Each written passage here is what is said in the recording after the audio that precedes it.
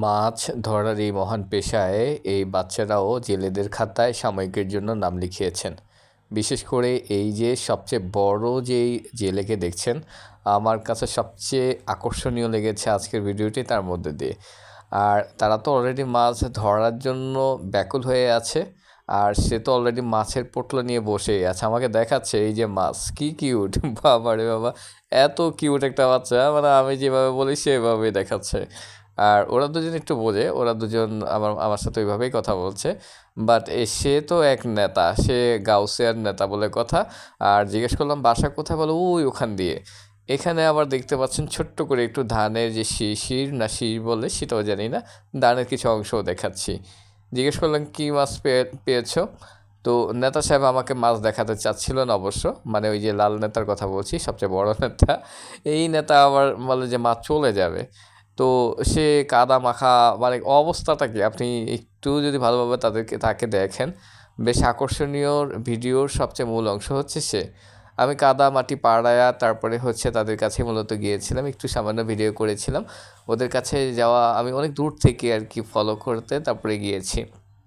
দেন মাছ ধরা প্রায় শেষের দিকে, আমি দূরের থেকে যেতে যেতে ওরা অনেকক্ষণ যাবত, আরও না হলেও 7-8 জন ছিল, সবাই চলে গিয়েছে, মাছ নেই। কিন্তু এরা দুজন শখ, শৈশব বলে কথা। ও বাবারে আমাদের দেখায়, কই দেখেন মাছ পাইছি, আল্লাহ গো আল্লাহ! কী বলবো আর।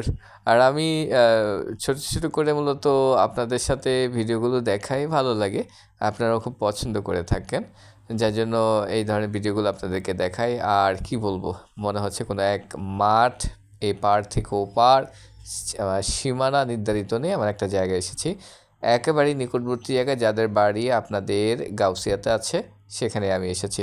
আর নিশ্চয়ই এই মাঠটা দেখলে চিনবেন যারা স্থানীয় আছেন। এইটা তারপরেও বলে দিচ্ছি, গোলাকান্দাইল হাট বলে গাউসিয়ার। প্রতি বৃহস্পতিবার আপনাদের এখানে অনেক বড় করে একটা হাট বসে। এখানে না, যে জমিটা দেখাচ্ছি এটা না, এটা হচ্ছে বাংলার রূপবৈচিত্র্যময়ের যে একটা বিষয়, গ্রাম বাংলার মাঠ ঘাট এরকম। এই ভাইকে জিজ্ঞেস করলাম যে আপনি কেন এসেছেন, তার এতটুকু জায়গা, বলে লাল শাক বুনবো, অল্প একটু জায়গার মধ্যেই সে লাল শাক বুনবে। পাশে বাচ্চাটাও নাকি আসছে একটু কাজে ওনার পাশাপাশি, কি হয় জানি না, ভুলে গিয়েছি। সো ইনি অল্প একটু জায়গার মধ্যে লাল শাক বুনবে, বিচি নিয়ে আসছে, আরও কী নিয়ে আসছে।